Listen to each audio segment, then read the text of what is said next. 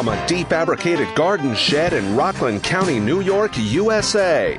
This is Stand Up with Pete Dominic. On today's episode, how to manage your debilitating lower back problems without getting massively stoned.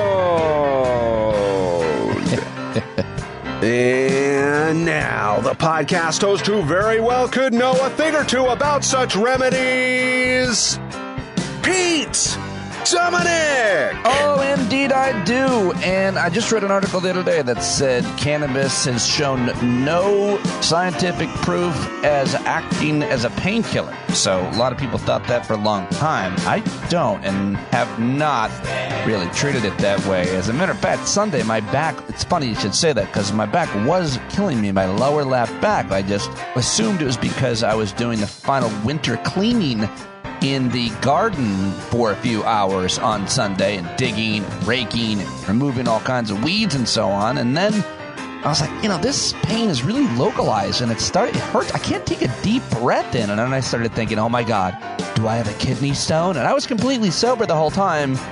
Then it went away and I felt better. So in the end, folks, what did we learn? And that is the end of today's episode. I kid. Thank you, Pete Co. And thank you for joining today's episode, pressing play, downloading, subscribing, whatever you're doing. Have an awesome conversation with the always brilliant and fascinating Celeste Headlee, who has written 4 books, count them, 4 books on 4 wildly different topics. The first one was kind of a how-to on how to host a radio show or podcast, but since then, she wrote, We Need to Talk, How to Have Conversations That Matter. Then, the really fascinating Do Nothing, How to Break Away from Overworking, Overdoing, and Underliving, which we talk about a little bit today. Most recently, she wrote the fascinating, very important book in a lot of attention, Speaking of Race, Why Everyone Needs to Talk About Race and How to Do It.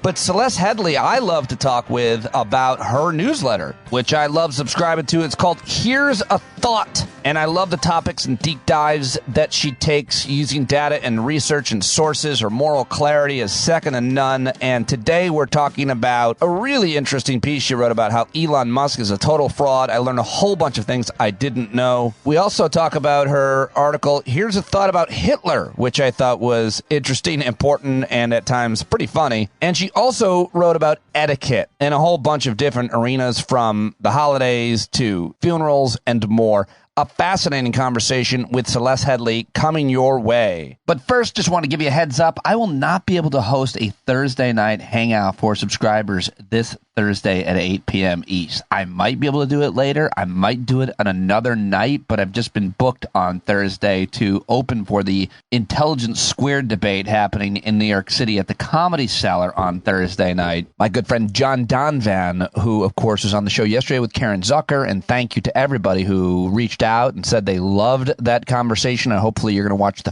film today on PBS tonight at 9 p.m. in a different key. I heard from so many listeners, but I am going to work with John on Thursday night. He's moderating the latest Intelligence Squared debate, whose motion is, was January 6th an existential threat to American democracy?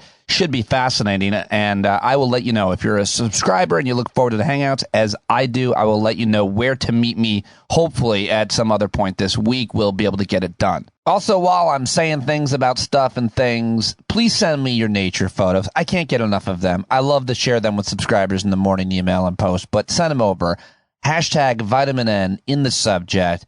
I like the photos to have no human-made objects in them, and I do like them to be seasonal. Like wherever you were, anywhere in the world, you took this picture recently as I share it with folks. Some people have sent me their best natured photos ever, and while they are pleasant, I love them even more and to share them even more when they are in the moment, in the season that we are in, no matter what hemisphere you live in or are traveling through. Okay, vitamin N, send it over to standupwithpete@gmail.com. And as a reminder, get outside, folks. No matter the temperature, no matter the weather, get the right gear and get out there. It's a game changer every time. Now let's get to a few headlines, shall we?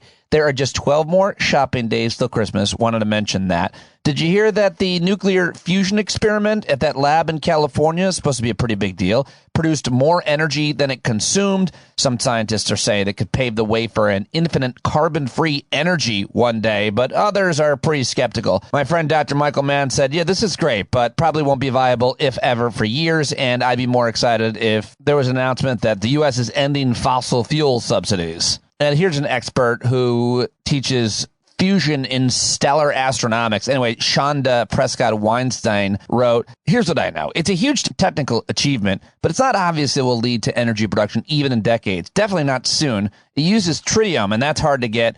And the media is definitely going to oversell it. And they did, according to my observations yesterday. Meanwhile, fossil fuels are continuing to destroy the planet. The operator of the Keystone Pipeline, which carries a form of crude oil from Canada to multiple states for refining, said that over the weekend, its largest breach yet has been contained, at least for now. The pipeline failure 3 miles east of Washington, Kansas on Wednesday caused an estimated 14,000 barrels of crude or 588,000 gallons of a form of crude known as tar sands oil to spill into Mill Creek, a natural waterway, according to the Pipeline and Hazardous Materials Safety Administration of the U.S. Transportation Department. So, while we're trying to make advances on clean energy, we still have old legacy, filthy, dirty, the dirtiest energy, tar sands, polluting our waterways. So, that Keystone Pipeline that's supposed to solve all of America's energy problems, catastrophic leak over the weekend. But I do have some good news for you out of Virginia. How about this from Richmond, Virginia? Workers began dismantling the city's last major icon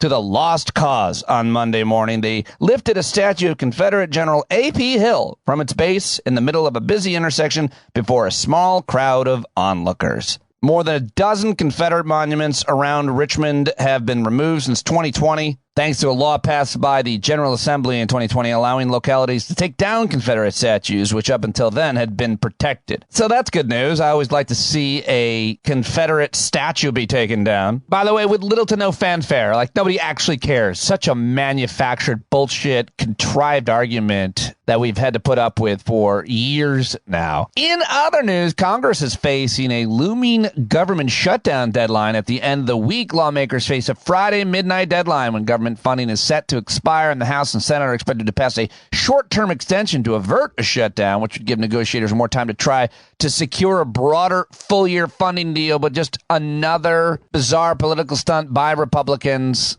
in order to draw attention to themselves and act like they're actually doing something good, which is to destroy government and jobs. Shout out to all government workers, including our friend Ty, who would be immediately negatively affected by this. Elon Musk went on stage for a few minutes, like 10 minutes, with comedian Dave Chappelle and got booed. I thought that was a pretty interesting moment over the weekend. Real life is a lot different than social media, isn't it? All right, what else do I have for you? Oh, you got to hear this. Here is a Newsmax, a right-wing idiot host, saying he couldn't find an American Girl doll that looked like his daughter, his beautiful 6-year-old white daughter. You got to hear this asshole. How long has this been going on with American Girls? I took my 6-year-old to the store in Rockefeller Center, like the American Girl experience. And, typically girls that are into American Girls, they get a doll that looks like them, and you can get an outfit that, so you can match your doll. We were in there, and my daughter's just a cute little 6-year-old white girl. We couldn't find anybody that looked like my daughter. It was the whole place. It was like wokeified. It was actually it was kind of a bizarre experience. What? How long has this been going on with American Girl? The only bizarre experience was when I went to the American Girl store with my daughters a couple times when they were younger, and I was standing around waiting and realized I was all alone, and I just looked like a creep, and I looked down and my fly was open. That's a bizarre experience to have happen at the American Girl store. But this wasn't. What is he talking about? Wokeified. I mean, how much more blatant of a caucasity could you possibly commit? Wajid Ali tweeted about that. These people are so weak, afraid, and pathetic. The existence of a handful of black and brown dolls and an ocean of white dolls is enough to trigger a panic. A few people of color are too much for them. Renee Graham, who is a black woman, tweets, until age 9, every single one of my dolls was white. That's what was available. I played with them and survived just fine. I wasn't triggered by the color of my doll's plastic skin. And Angelo Angeli tweets, kids should have black baby dolls. Why would you need your child to have white baby dolls? It's just unbelievable. And of course, the guy's definitely lying. They want to say something so much worse than that, and they don't. Wokeified. Too bad his American Girl doll doesn't come with a white hood. Please. You dumbness. Apparently, this was a segment that was supposed to be about how they're encouraging people to transition, encouraging girls to transition. But yeah, he was talking about he couldn't find a dolly that looked like his daughter, and it must have been horrifying for him. All right, Joe.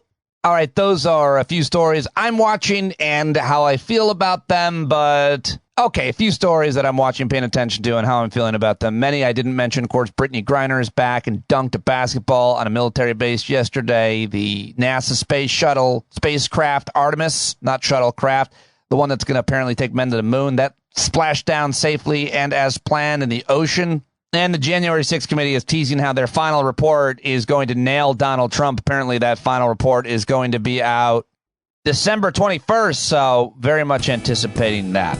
Okay, well, that's what I've got for you and my feelings about it. Now, let's get to my guest today. She is an award-winning journalist and author, professional speaker, co-host of The Retro Report on PBS. Her TEDx Talk, about 10 ways to have a better conversation, has been seen by over 30 million viewers to date. And in her 20-year career in public radio, she's been an executive producer, anchored programs, serves as a co-host of a national morning news show, anchored presidential coverage, and so much more. Her writing has been published in all the major outlets and journals. I love her newsletter, Here's a Thought. We talked about the last few issues of it, as well as a few other things. Another great conversation with the always amazing and brilliant Celeste Headlee. Go follow her on Twitter if that's still a thing when you're listening to this. Get all of her books and let her know you heard her here. And definitely subscribe to Here's a Thought. Let's do it right now. There she is, and I'm so excited when she is available and agrees to talk to me. Celeste Headlee, great to see you, and I am very excited to talk about your latest. Thank you. Always good to be here. Thanks for having me, Pete. Oh, wow. Every time I get one of your Here's a Thought that lands in my email box, I get excited because I always love reading them and I love the titles. But this one confounded me because I was like, oh, what's this going to be about? Much like making the bed and the evidence around that. I'm like, I wonder if I'll be interested. Yup, the whole time. About etiquette. What do I know about etiquette, or that there's science behind it? How about it, Celeste? I love it. Yeah, the only reason I started even looking into this is because I get asked to comment on etiquette all the time, by like the Today Show. And I love, going on the show. But exactly. I don't know anything about etiquette. I mean, like, I study human behavior and like social neuroscience. I don't study etiquette. Like, that to me is like Miss Manners or Emily Post. And so I started sort of looking into it. Actually, mostly so I could explain to people, here's why you shouldn't ask me to talk about etiquette. And I found it, I actually found it fascinating how many of our current, I guess, behavioral rules, like don't put your elbows on the table, how many of them had like a really important purpose when they first developed. And we shouldn't still be doing them because they don't have that purpose anymore, right. Most of them, but they did when they first came around. So that the history of it was super interesting to me. You wrote what I learned a lot, honestly. I didn't know much about etiquette, as I didn't as your reader, as it turns out. But one thing seems really clear. Much of what's considered polite these days is rooted in the centuries-old need to protect ourselves from attack. So etiquette, you write, is grounded in fear. What did you find? So, for example, let's go with the elbows on the table thing. Yeah. When you go back to the very beginning of any mention of people not putting elbows on the table, you get this, I guess it became a way for people to show that they weren't aggressive, that they weren't going to attack you, right? You stayed in your seat and you had your fork on one side and your knife on your other, and those were your boundaries.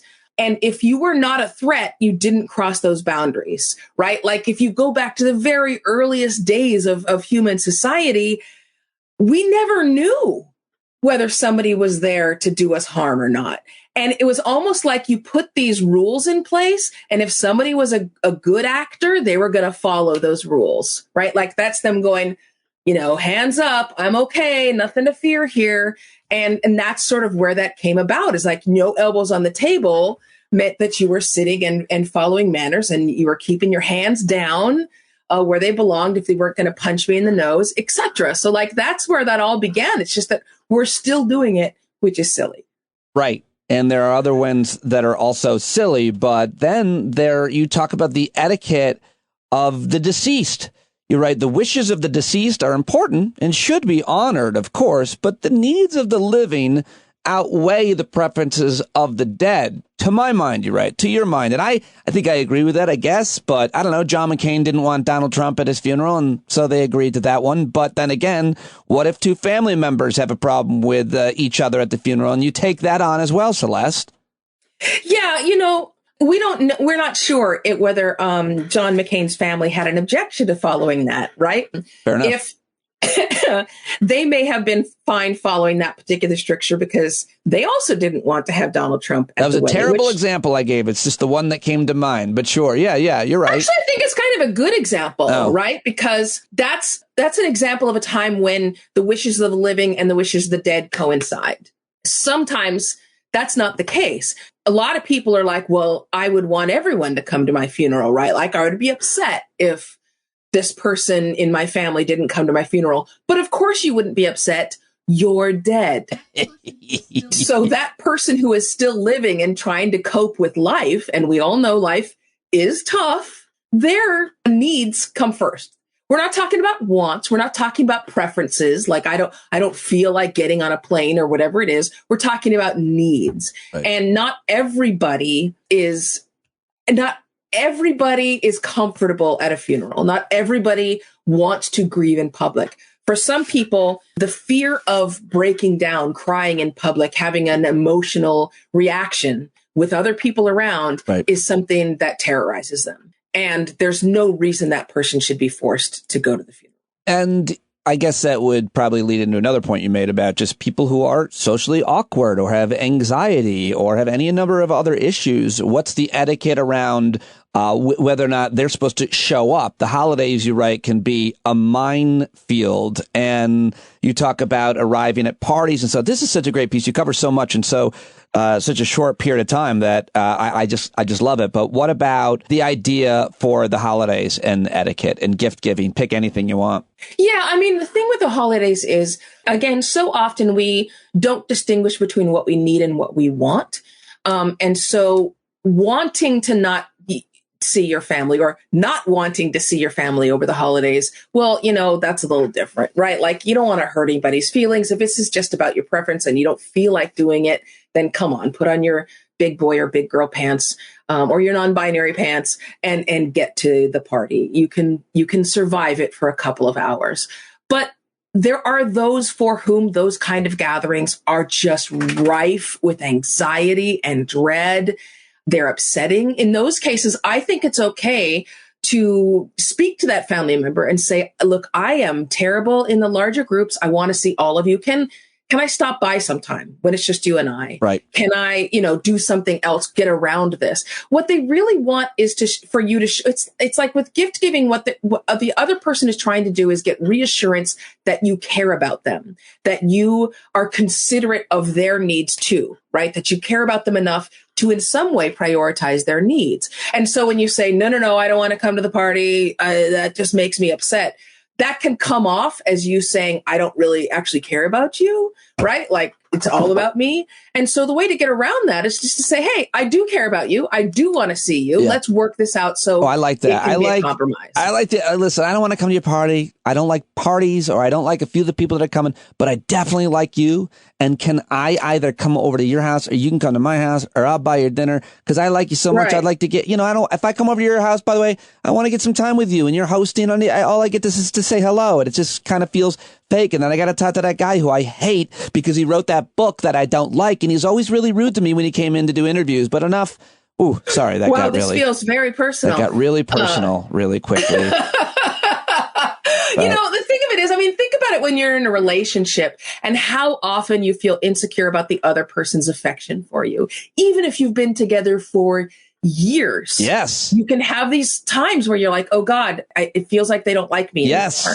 And so you need a kind of constant reassurance that, yeah, I like you. I still like you. You irritate me because you peel the sticker off the apple and then leave it next to the sink, but I still like you. I still love you. And it's not just your intimate partner that needs that reassurance. It's all the people in your life that care about you. I always put the sticker on my own shirt and wait for someone to just notice it in my house, usually. And now my family just look at it and they shake their head. You also wrote at the end of this piece, and I loved it. I think it's the last sentence. It really made me laugh. It's hard to live with other people. It is hard to live with other people.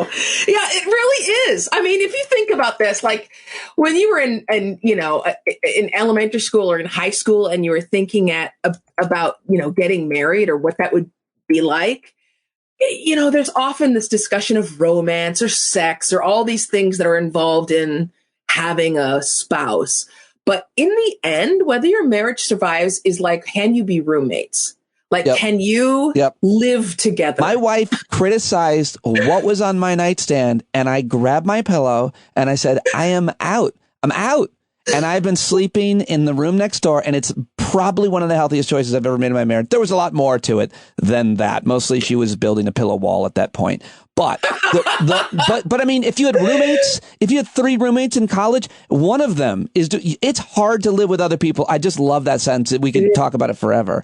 But yeah, we could. Speaking of a person, how about this for a segue, that I would never want to live with? Your piece about Elon Musk is the best piece I read because there's a ton of research and it filled in all the blanks. You write, the legend of Elon Musk, a genius entrepreneur. This is and always was a lie sold to the people, told to the public by none other than Elon Musk. If there's one thing Musk does know how to sell, it's fictional tales about his genius, and it's all there. You looked into, in this piece, all the best reporting about him, his origin story, and oh my gosh, Celeste, I had no idea how bad it was.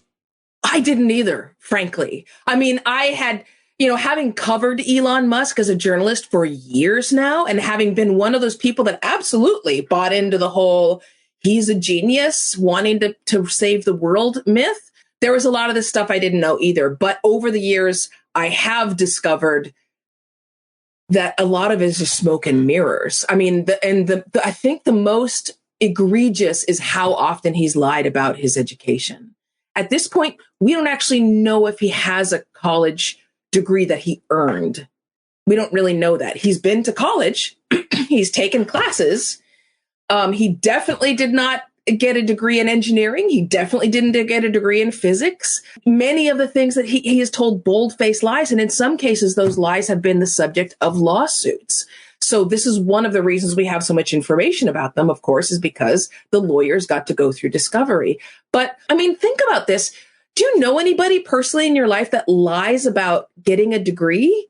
I think people lie about some of not getting a degree. Maybe they embellish a little bit.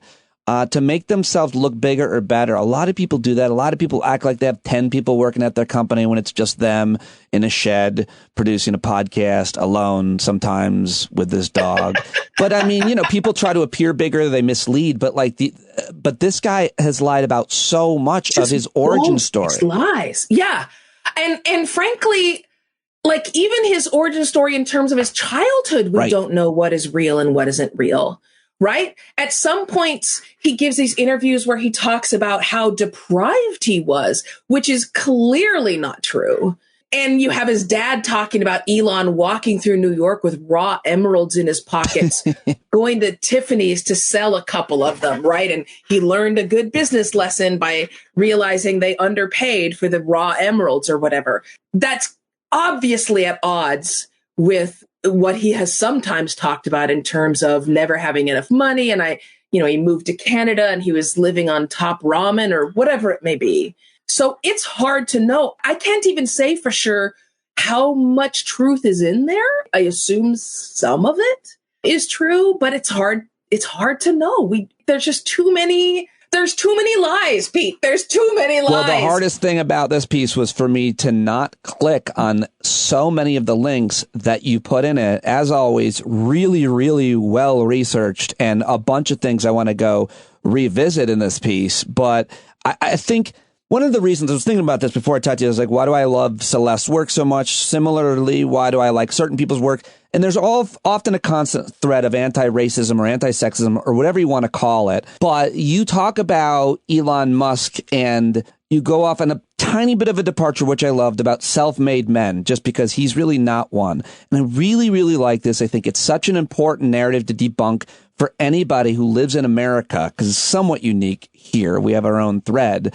But you just also talk about, a couple times you mentioned this, and I've seen you mention in other places, if he were not a wealthy, I guess I'll throw in straight, but certainly white guy, he keeps failing upward. And what I wanted to ask you was, like, what's the opposite of that? I'm not questioning it at all, but what if he wasn't who he is? He probably wouldn't have gotten, second chances and so on. What's the opposite of this dude? Yeah, it's not even just second chances, right? It's like he and his brother created this company at the very beginning that was flawed. I mean, we have reports from his employees that he was just a horrible boss.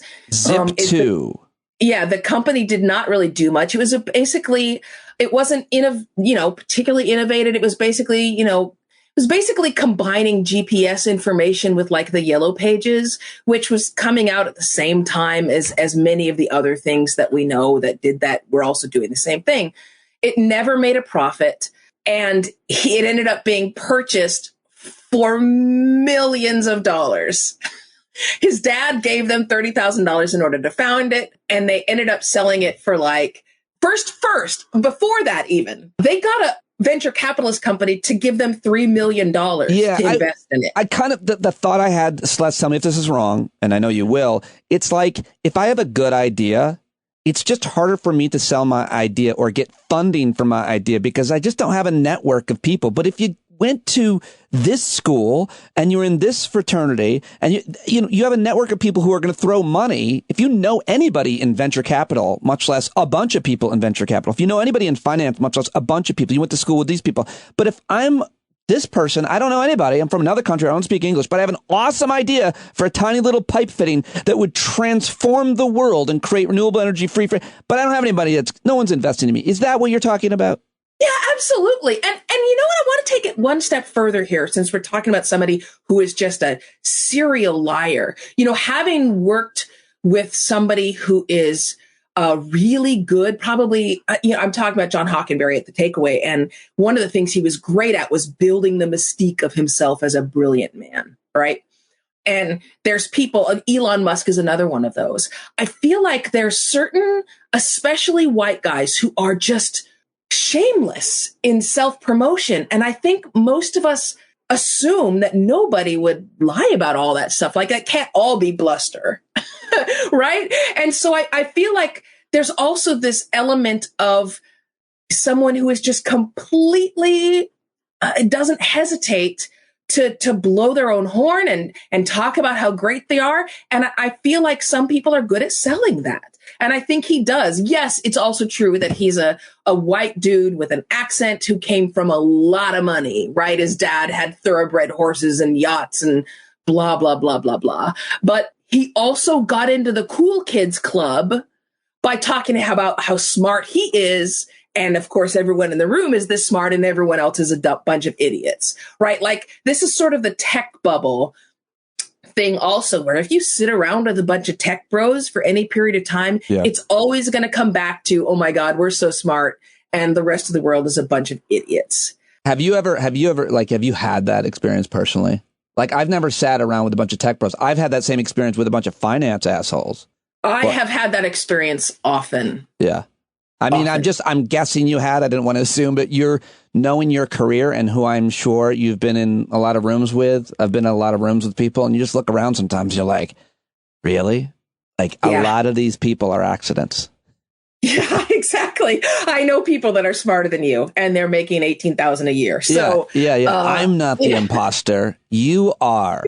So you also, I mean, and speaking of which, you write, my point is not to tear down Elon Musk. The larger, more significant point is that Musk was never what he claimed to be. And yet most of us fell for the story about his genius, his business acumen, his scientific knowledge, and his entrepreneurial brilliance. After examining the evidence, he deserves none of those compliments. You talk about how many places he's been kicked out of, how many boards he's been kicked off of.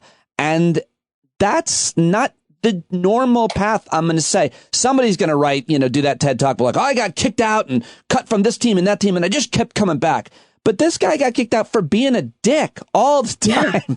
And irresponsible and inept, right? Again and again and again. And not only that, but a lot of these were positions where he pushed to be the CEO or he invested enough money where they kind of had to give it to him. And he still got kicked out anyway, right? Until he got to the point where he had invested, he just kept getting more and more money for all these failures. And that at that point, he had so much money that he could ensure he could secure his position.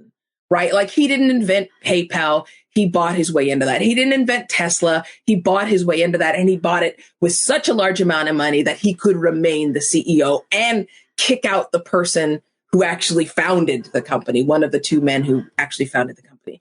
Like, it's all crap.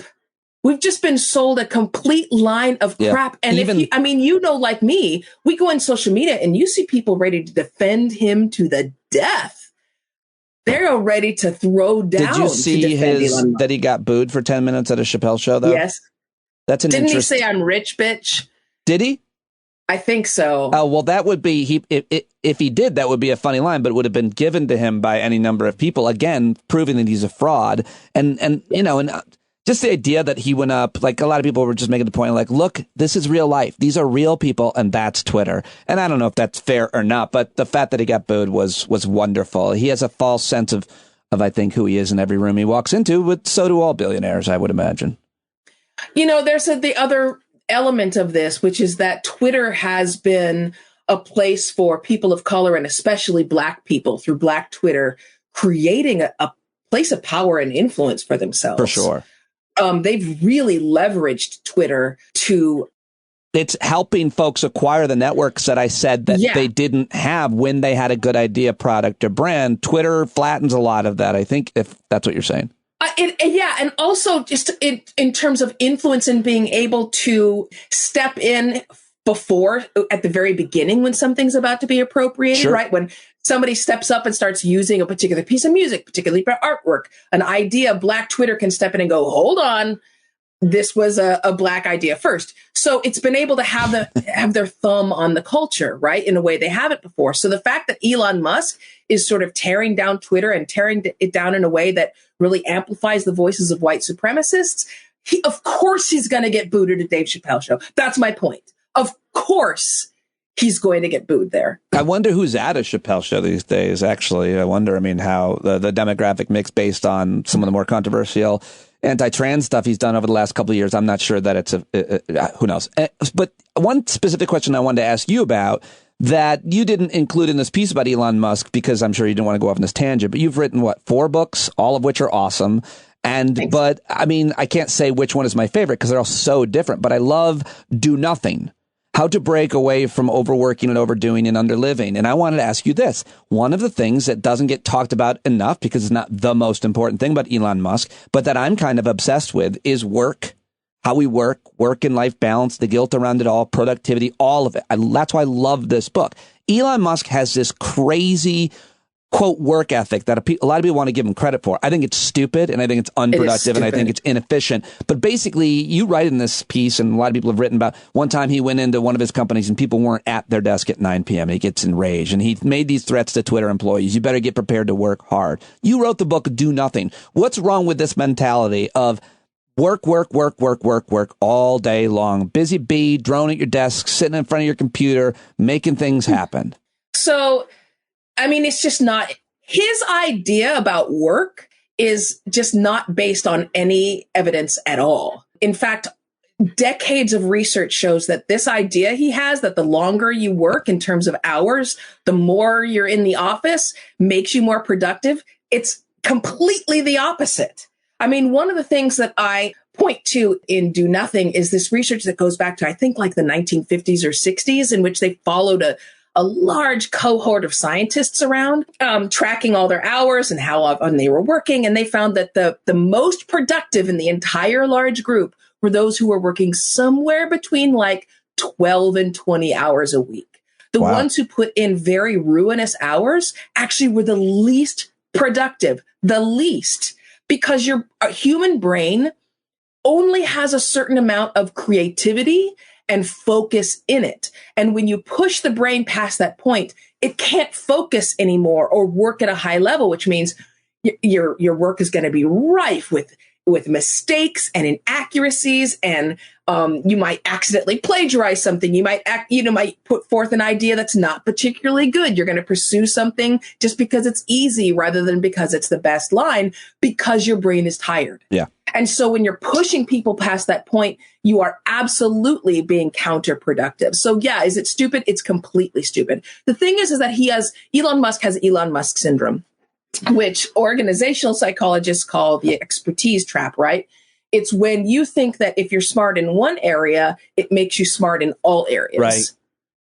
And he's not, which means he's not relying. Not only is he not relying on the expertise of other people who are experts in their fields, but we know through the expertise trap that when you become brilliant in one area, your learning curve either flattens out or it takes a dive, because you don't, I'm brilliant, I'm a genius, and you stop learning.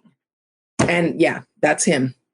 Yeah, he's not the person who I admire who's got, let's say, a PhD in literature of some sort and is also able to build his own off-the-grid cabin. That guy or gal. I don't. All right, last one that I want to ask you about. And when I got this most recent, and you got a couple coming out, I know where I was. You ever remember where you were? I guffawed, I snorted, I laughed out loud at the title of this issue of Here's a Thought. I looked down at my phone in my email. It comes right in and it says from Celeste, here's a thought about Hitler. And I go, what? So I had to open it. How often does that happen? Yeah, I know. Well done. Yeah, it's clickbait to a certain extent. But well done from you. Here's a thought about Hitler. Yes. And then my dog didn't get fed that whole day. Well, the next newsletter is about dogs, so we'll talk about that. Oh, good, right. Yeah, because, there's this interesting thing happening, and I went back to sort of trace the history of Godwin's Law. Godwin's Law came out in 1990, that basically said that the longer that an online discussion goes on, the higher the likelihood that someone will make a comparison to Hitler or the Nazis, right? That's the essential Godwin's Law. And it not only has been basically proven true, but it's morphed and changed over the years to encompass all kinds of other things. But the thing of it is that the guy who created Godwin's Law, Mike Godwin, he created it because he wanted to stop people from making silly comparisons to the Nazis. He wanted to stop people from saying things like, oh God, I barely got any sleep last night. It's like the Holocaust.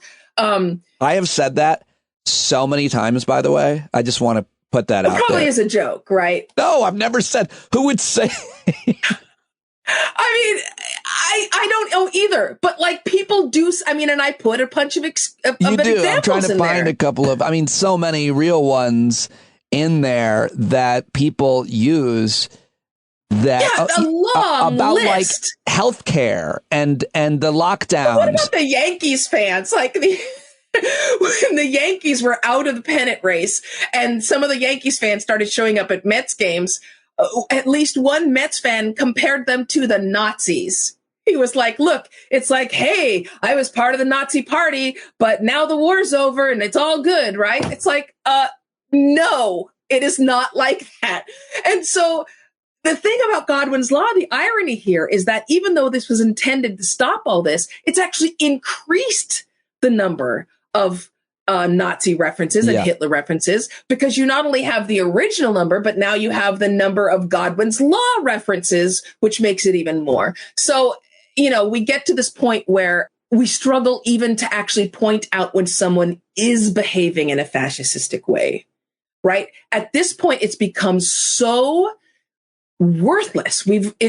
Talking about the Third Reich is so devoid of meaning at this point that it's almost impossible to actually point out similarities between a current autocratic government and the Third Reich. When you grow up in a Jewish family, they say, never forget, never forget, never forget. And the point is to keep your eye out for signs that people may be buying into a line of reasoning that leads to the death of others. Yes.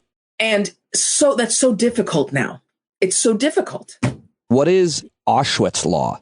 So Auschwitz law, Auschwitz. I pronounce it Auschwitz. Yeah, that's how I thought maybe we could replace Godwin's law with Auschwitz law. Yes. Because the Auschwitz Museum is actually quite active on social media.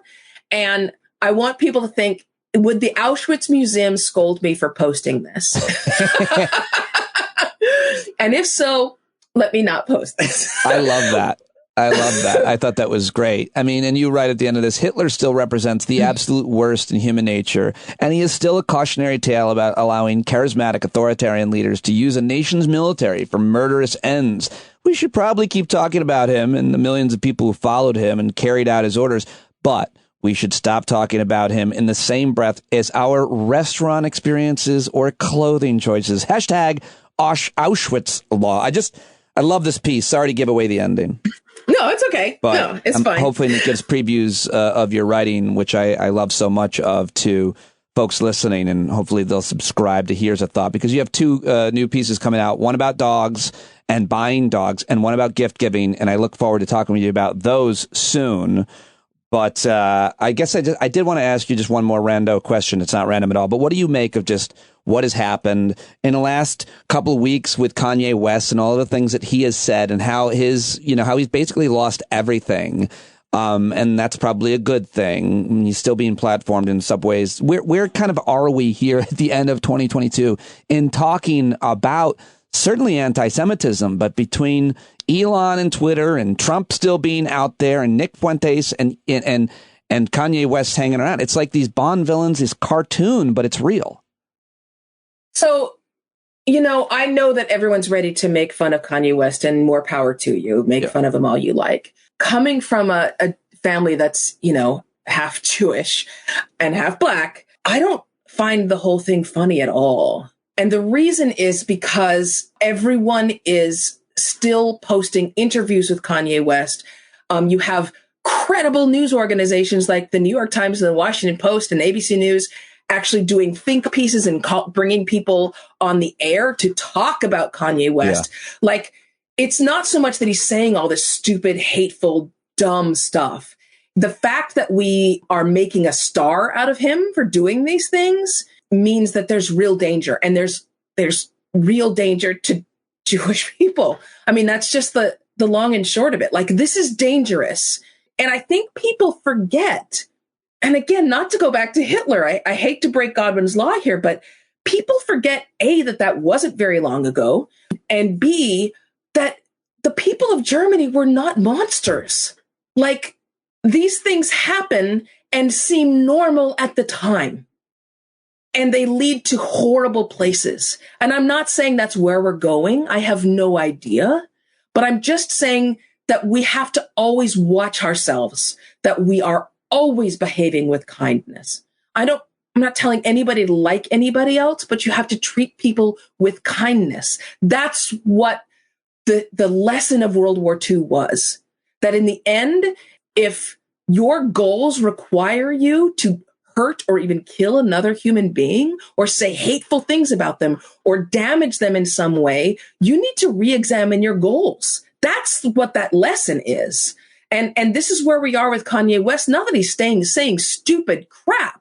It's that other people are writing about it and thinking about it and quoting him. They're actually, posting and reposting video of him saying these awful things while they talk about how horrible it is. Well, if it's that horrible, stop posting it. Right. Stop quoting him.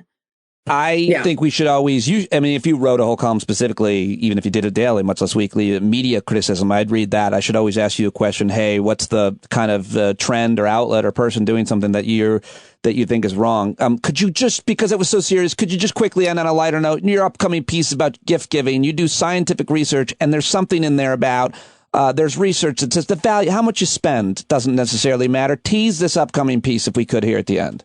Yeah, so a few myths I can bust right here. Number one, as long as you spend a certain amount of money, like enough money, whatever that amount is in your life, to show that, it showed some kind of investment. Like, if it's $10, maybe that's enough. As soon as you go there, as soon as you meet that minimum, the amount of money you spend after that doesn't matter in terms of people's enjoyment and how much they value it and how grateful they are to you. The other thing is that we get way more pleasure out of the gifts we give to other people than the gifts that we give ourselves. That's the third one. And the final myth I want to bust here is that a lot of people spend a lot of time trying to find a unique gift, but in fact, the uniqueness of the gift and whether everybody's getting that gift or not, and whether you're buying a different gift for every single person in your life, or, rather than just buying one really great thing and giving it to everybody, it doesn't really matter. So if you find that great thing and you're like, oh my God, everyone should have this, go ahead and give it to everybody.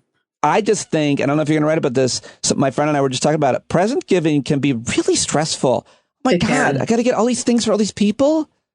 I know, it's so true. It is. It can be really, really stressful. It might be stupid. Is it stupid to have a one time a year? I think we overthink it.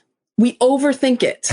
We Birthdays really and do. Gift giving is nice, but having to get a bunch of things for a bunch of different people, the people you work with, the people that do stuff for you and your family, maybe that's a lot. For one time. It is. I think we try too hard. Yeah. I'm going to tell you, if I've never given someone a present before, I have printed out these little cards with flowers on them, and they say this. You said if you have never given someone a present? If this is a first time I'm giving someone a gift, I include this card. Okay. And it says, "Hi there.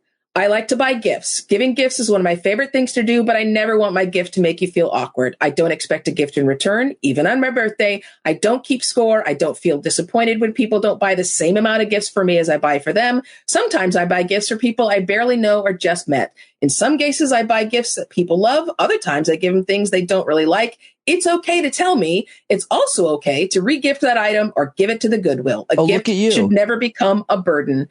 Thanks for allowing me to indulge myself. You're the best." That is so wildly generous and disarming and giving permission of the person to not feel any obligation. It's also the exact opposite of my letter. Let me read it to you. Hi there. I bought this for you in hopes that you would get me something, and also that the thing that you get me will be way better than the thing I get you. If you don't get a thing that is better than the one I get you, I will hold it against you probably until next year when you will again have the opportunity to get me something, and I won't forget it, and I'll probably remind you every day. Mm-hmm. And I'll be resentful. Yeah, right. Yeah, that works. That's also clear. You actually think that's perfectly fine because I'm being honest. I mean, it's authentic. That's authentic. And it's also unique, right? No one else is going to send that note to people except for Pete Dominick.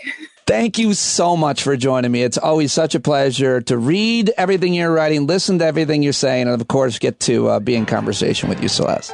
As always, I hope you have a good holiday season, Pete. You too. All right, there she goes. I cannot recommend that you get all of her books enough. Really, the book, Speaking How to Talk About Racism. All right, there she goes. Writer, journalist, keynote speaker, Celeste Headlee. I cannot recommend her work more. More higher. Speaking of race is her most recent book. It's great, but so are the rest of her books I mentioned during the interview. CelesteHeadlee.com. And here's a thought. Check out her newsletter, which is so good, so well thought out, and always interesting and original. Let her know you heard her here on the show. Give her a follow on Twitter while that's still a thing. And I will talk to you tomorrow. I've got Naira Hawk and Mara Quint scheduled to join me. Gonna try to talk to a lot of women this week to make up for the sausage fest that I've had the last couple weeks on the show. I'll probably slip a couple dicks in. I'm not going to lie to you. Well, that didn't come out the way I wanted it to. You know what I meant. Thank you for listening today. I will talk to you tomorrow. John Carroll, sing us out. Would you go to johncarroll.org and buy this song right now?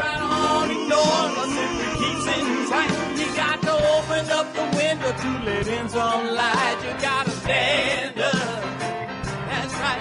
You got to rise up. You got to stand up. You gotta stare the devil straight in the eye. We got to let him know it's his turn to go. See it clear and all you hear is a lie.